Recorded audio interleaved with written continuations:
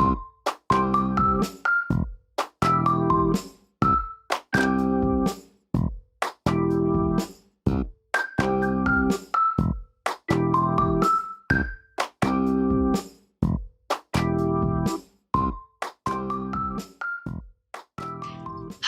I'm your State Treasurer, Colleen Davis. Thanks for joining me today for another episode of Treasury Talks, where we chat with the thought leaders here in Delaware and across the country to examine the current state of affairs and how we are weathering the storm of COVID-19 and the economic downturn. Joining me today is the CEO and president of the Transamerica Center for Retirement Studies, Catherine Collison. Catherine, thank you so much for joining me today. Please tell us more about your work at the center and some of the issues that you're currently working on around retirement security and with some of the folks that you serve. The Transamerica Center for Retirement Studies is actually part of Transamerica Institute. We're a nonprofit private foundation that gets its charitable funding from Transamerica Corporation. And we have a long-running retirement study that's now in its 20th year through our Center for Retirement Studies. And women in retirement have been a big, big topic for us for a good 15 years now.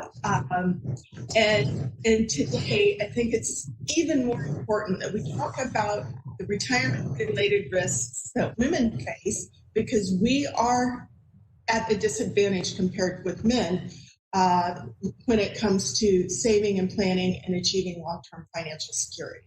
I understand that in September, your organization released a special report on how women are faring with their retirement outlook, particularly with the impacts of COVID-19 and the economic downturn.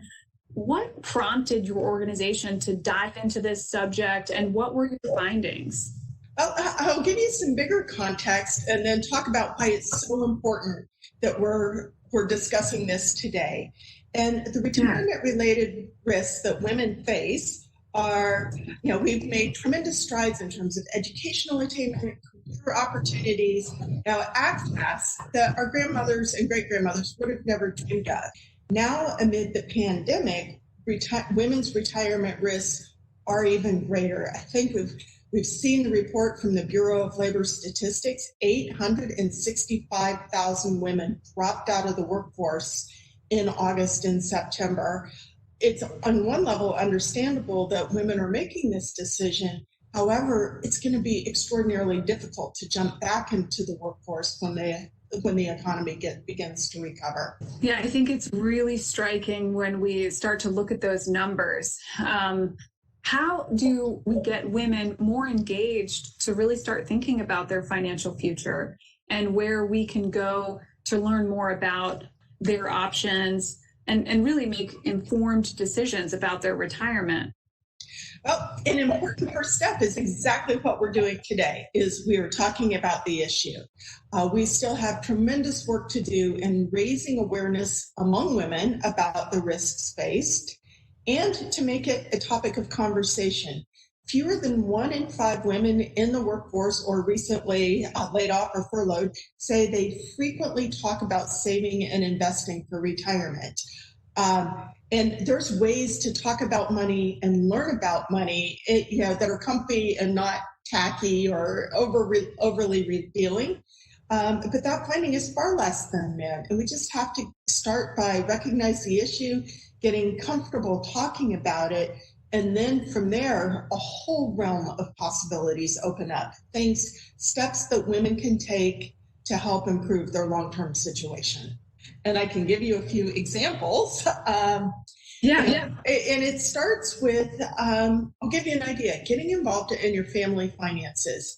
And this is a survey finding that is particularly alarming to me as a woman. In our survey, we ask of those who are married or in a partnership, how familiar they are with their spouse's retirement savings. Women are far less likely to say they're very familiar with their spouse's retirement savings than men about their spouse's retirement savings. And my concern is this is a societal hangover going back generations and generations when the men were the CFO of the household and the woman wasn't involved. And we've just got to start getting involved. Other steps that women can begin to take are estimating retirement savings needs. Fewer than 1 in 10 in our survey have actually used an online calculator or worksheet to estimate how much they're going to need to save for retirement. Other things are forming a written financial plan, a retirement strategy. Fewer than 1 in 5 women have done that. And I always say it's impossible to reach a destination in most cases if you don't have a roadmap to get there. Those are a couple of examples of things that women can be doing. Another, if you're employed and have access to a 401k or a 403b or an employer-sponsored retirement plan, really learn about those benefits because they come with educational resources and tools and guidance that can really help you get started. And then some women may just choose, this is, this is not me. I still think it's vitally important that women get super educated so that you can ask good questions if you choose to rely on outside experts like a financial advisor or other resources. We still need to be knowledgeable so that we can make informed decisions. And for many of us, a financial advisor is someone who has the skills, the experience, that can help guide us. But that does not get us off the hook from getting savvy about our money so that we make informed decisions. I love you bring that up because, a couple of things that sort of brings to mind. My office, we have on the website several different calculators. One that is geared more toward our Delaware State employees, where they can go to a Voya calculator and they can plug in their numbers and try to figure out how much they need to set aside for retirement. And we also have an income calculator that helps folks to figure out exactly how much they have at the end of the week, the month, and the year to set aside for things like retirement and other mechanisms for budgeting. You can find more of that type of information at treasurer.delaware.gov. Catherine, where can folks go to find more information that you guys are sort of backing and supporting? Again, if you're offered a retirement plan, start with your employer's retirement plan provider. There are also other great resources out there. AARP has lots of calculators and resources. Reputable financial websites do. Then there's financial services institutions often have calculators on their websites. There's lots of places where you can have access to these resources. And if you want to take it a step further, also think about signing up for a class, a continuing education class, maybe through a community college, to learn more about your money and how to manage it. And then, of course, there's lots of great books out there and resources. And in this age of COVID, where everything is virtually gone virtual, there's even more resources available to learn about money and your own style and decision making. So there's no better time to get engaged. You're preaching to the choir, but but one of the things that I think is true also of the pandemic is that folks, because we have lost some of that time that we typically use to commute or things like that, it also means that some of those online resources are going to be great resources to start tapping into with some of this free time that we've sort of been given. And maybe, I've seen some folks really starting to take some of those courses that are online and things like that are a little bit more in depth, but are going to be really great resources. I want to kind of switch gears just a little bit, but I'm thinking, with the 100th anniversary of the women's suffrage movement having just passed, another topic that I'd love to explore with you is the movement around having more women on corporate boards in America. We are starting to see more and more jurisdictions promoting this issue. And Why do you think that it is important to have equality in the private sector, and particularly those leadership positions within the financial sector? Well, it's so important on so many levels. As we think about diversity and inclusion, that has to permeate all aspects of our society.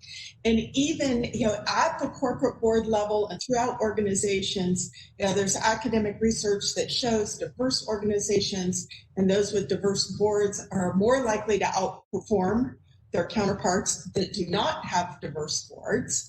And so that's one thing. We also have to keep in mind women represent approximately 50% of the population. That's my quick back of the envelope math. And we need to be represented. How can organizations best serve their customers, their stakeholders, their employees, their investors without those diverse perspectives? So that in and of itself is, it just makes sense. Another thing that I can share just from my experience in my lifetime is my views of entering the workforce and careers is women on corporate boards also represent one of the last bastions of the so-called glass ceiling, where women would rise so high in an organization and then just get stuck. And it's really exciting to see the movement afoot of getting women on corporate boards, because that is an ultimate indicator of a shattering of a glass ceiling. I love that. While I don't like shattering glass and would yell at my children for that, I love the concept. Yeah, that's really fantastic way to sort of, I think, close us out. I want to thank you so much for joining me today. Your insights and your support of folks that are looking toward retirement, particularly women, is really appreciated and very impactful. Thank you. Well, thank you for having me. It's been a really interesting conversation, and I'm really excited about the work that you're doing.